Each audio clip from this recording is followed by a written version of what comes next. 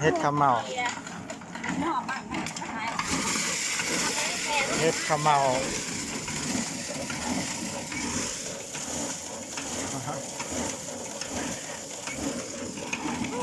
เฮ็ดข้าวเมาแบบทันสมัยน้อยหนึ่ง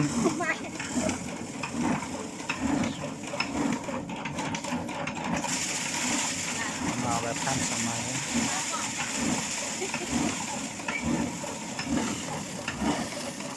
โดยใช้ตักพักตะกี้มันขูดเอาจะน่าจะนำจะพาไปเบิ่ง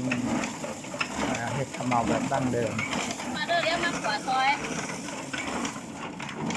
แล้วเราจะบอกเขาไม่ได้เกี่ยวทำไมเบื้องไหนงอกกัน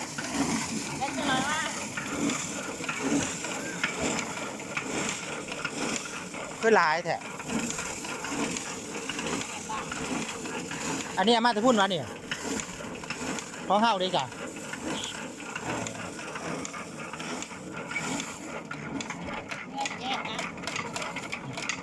แม้ได้กล้าม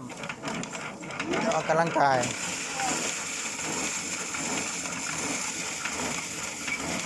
คือเบาหลายๆบาทเดียวรถมาพี่ผมเหรอเสียแป้ให้แม่เราโกรธนักทายเอาแหละโอ้ย